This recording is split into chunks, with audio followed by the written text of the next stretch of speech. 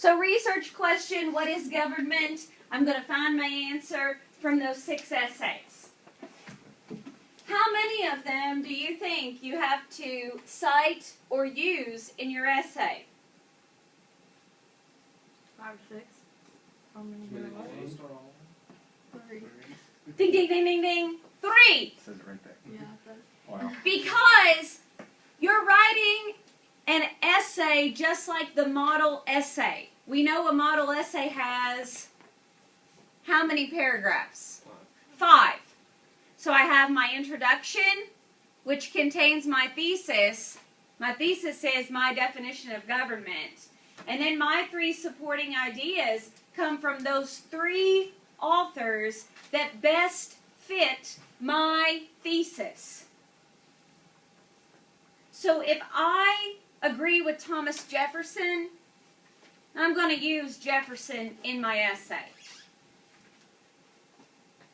If I don't agree with the Chinese author at the beginning that writes the poem, thank you, Clellan, I'm not going to use him unless I really want to get fancy and create a counterclaim.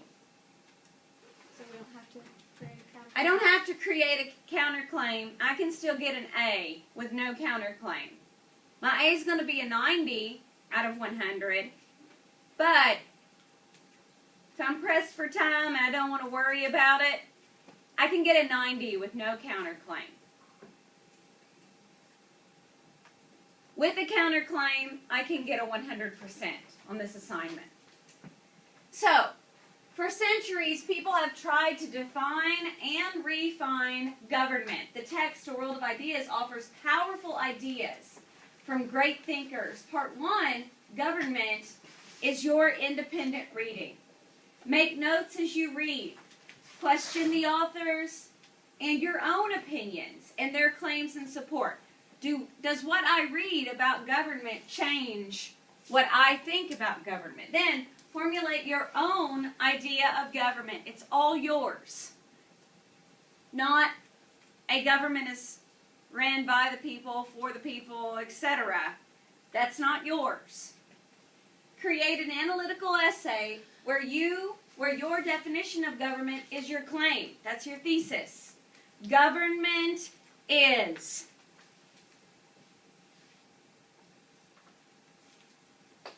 Include 3 supporting ideas to prove your claim. I know government is this because da-da-da-da-da-da. Of course, you would never write, I know. But government is this definition because da-da-da-da-da-da.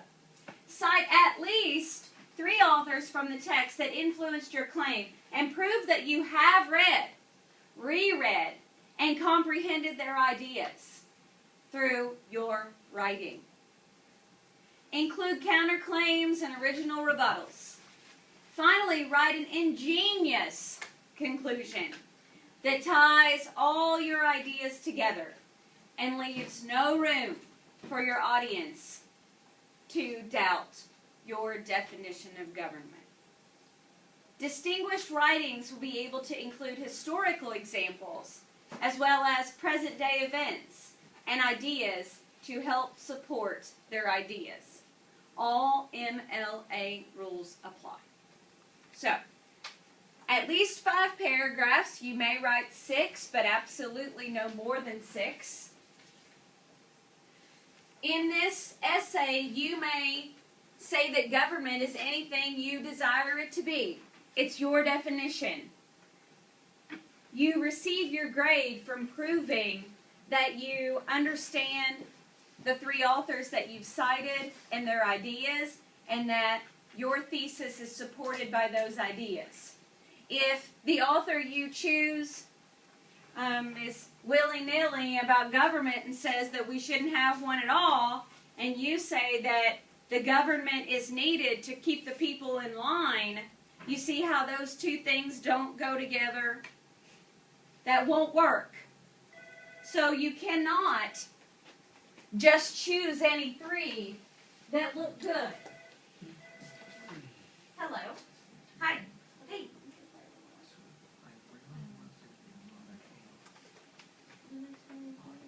Dustin Moore.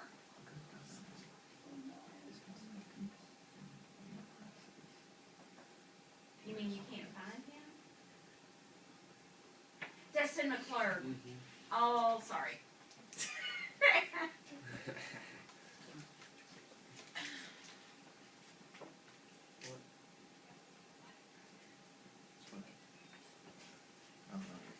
Okay. Can you email it to me? I'm in the middle of something. Thank you. Okay. So your three authors have to coincide with your thesis. Now, let me tell you what I have learned from being in college a long time. Tori. Can you agree with part of what they think, but not all of it, and still use one? Yeah, sure. And If just use there's- the part of what you agree with. Yes, if there's something specific that they say about people or citizens that you agree with, you can pull that thing. Okay. Yes. Okay, let me tell you what I've learned over years and years and years. You've got this big chapter to read, these 6 essays or whatever it is. And you know your purpose is to find 3 authors that correlate with what you think. Now, work smarter, not harder. If you start at the beginning and read all those pages, you're going to spend probably 5 or 6 hours of your life reading. Now, I mean, you might have time to do that, and that's fine. But if I were you, I would begin by Googling them. Google, what's his name? The Chinese guy. And see what the Wikipedia or somebody says about him. Now, that doesn't mean it's absolutely correct. However, can I get a quick idea about the Chinese guy from the Google? Yes. And if the first thing that I see about the Chinese guy is that he thinks that all children should be enslaved and go to school 360 days a year, I'm not going to worry with reading that poem. I already know about Thomas Jefferson, right? I know if I like him or not. I know if I agree with him or not. I might go ahead, if my idea of government coincides with him, I'm going to go ahead and read Jefferson. Because 9 times out of 10, I'm an American. What I think about government is pretty much because of him. I'm probably going to use Jefferson. And then I'm going to Google Rousseau, for example. And I'm going to read a little bit, check him out, think, well, all right. He's another one I'll put on my reading list. So take a little time to do what you do all the time anyway, and check these people out. It'll save you time. You can make a few notes about each one. It's not like you're ever going to have a test on them. Samantha and Ariel are going to tell us all about Machiavelli, so I can put him off a little bit. It's not that I can wait until the very end, but at least I know I'm going to get a lot of information about him in the future, before my essay is due. So that is my advice on your reading. I know you have a lot to read. So cut your own time down, but go ahead and formulating an idea of what you want to argue government is, and then try to find 3 guys that match yours. Or a woman. I think there's only one. Hannah.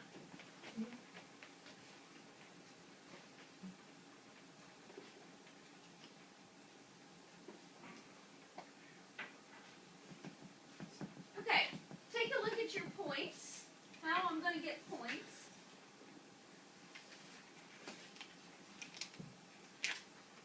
MLA header, page number, and page 1 info. Well, obviously in English 200 you're expected how to know MLA format because in the olden days you got a lot more points for getting that right. So you do get your 5 little points for doing that. You get 5 points if your title represents your claim. If you entitle your essay Government, you will get a 0 for those 5 points. It must represent your claim in some way. It It can be as creative as you want it to be. Nobody gets mad about creativity, even if it's a little bit silly, as long as it represents your purpose. In your introduction, you have to be aware of your audience. Who am I persuading that my definition of government is correct? Well, in this case, who's your audience? You are. Yeah, it's me. So I'm writing this for Miss Stafford.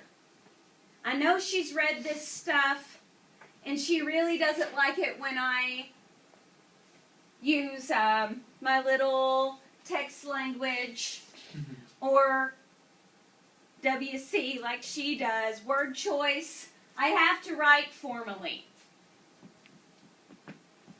I have to give some background information. Where do I get that background information? Our reading. You're reading, and especially remember what I told you about the beginning of every single chapter. They give you an introduction. That is a wonderful place to find background information. You can also, because remember, a distinguished writer uses history, since our research question is, what is government? I could even throw in a little bit of stuff about my founding fathers.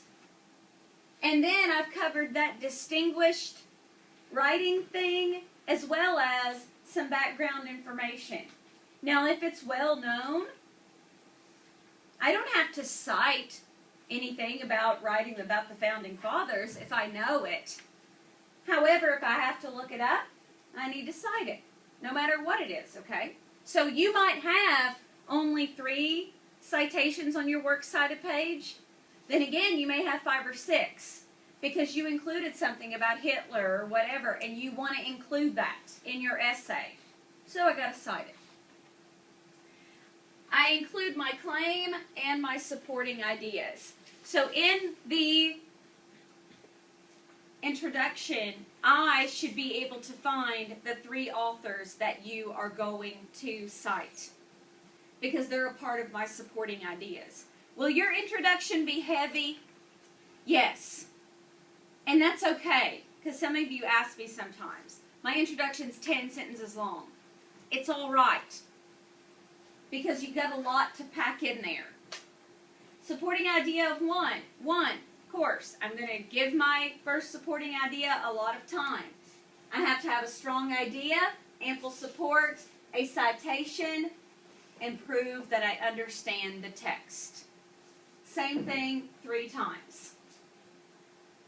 Notice that for counterclaims, there's my 10 extra points. It's a part of the rubric. That's how I get a 100.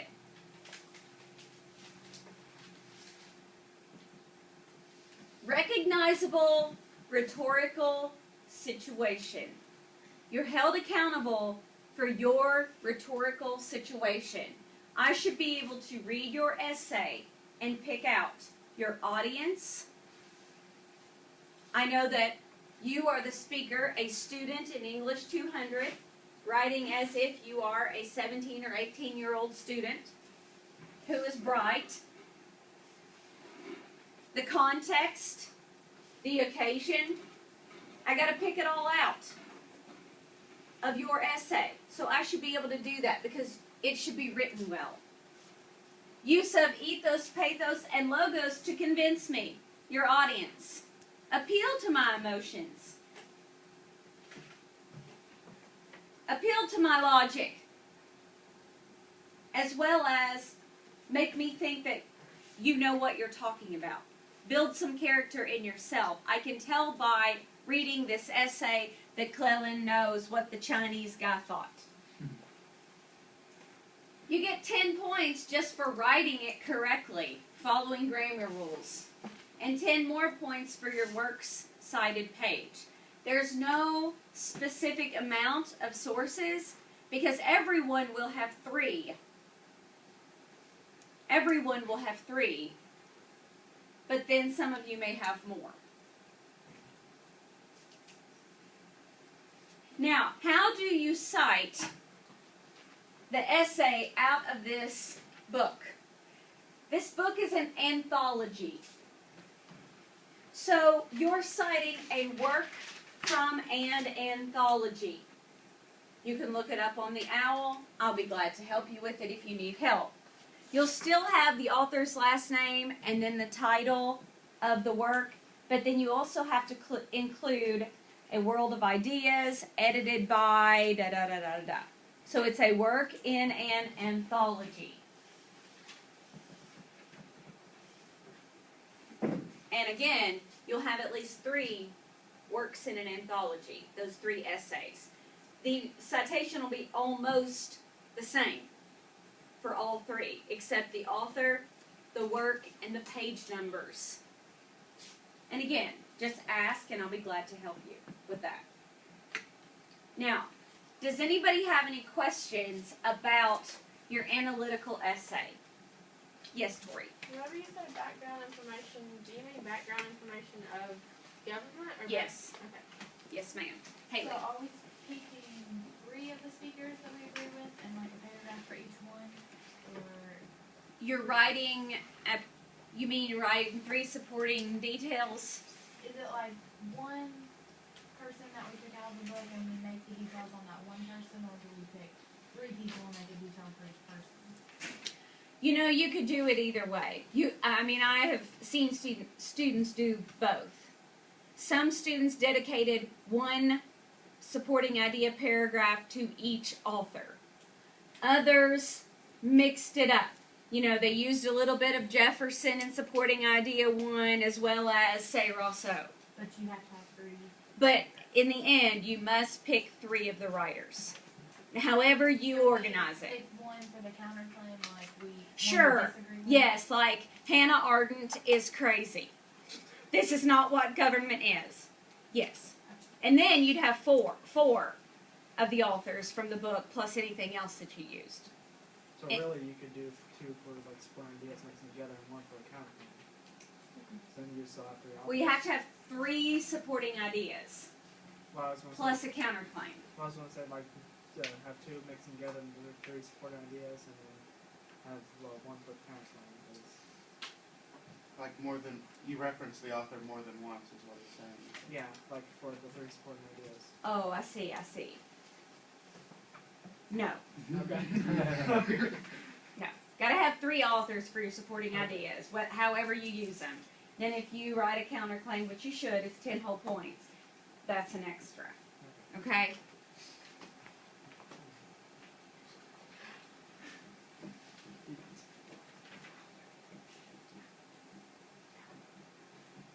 Any other questions about the analytical essay? Okay, I'd like to show you an example of one, real quick.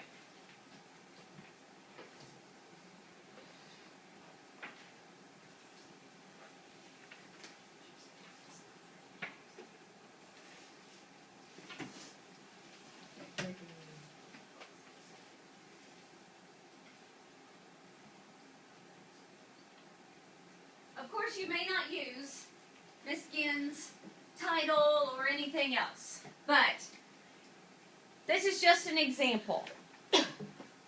The age-old debate on the nature of government has been discussed by philosophers, politicians, and everyone in between. Even after many years and many ideas, people still have trouble trying to define government, the expectations they have of the system, and why their choice is the best choice. In an attempt to do this, it would be logical to draw upon the ideas of those who have experienced many types of governments and the hardships and luxuries of each.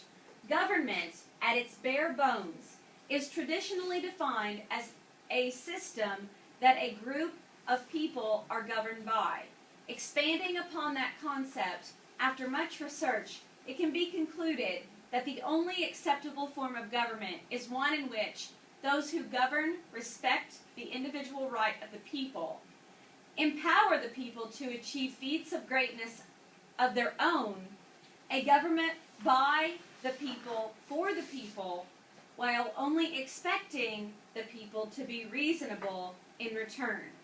this definition would have been supported by some of the greatest minds throughout history, such as Jefferson, Lazoo, and Becker.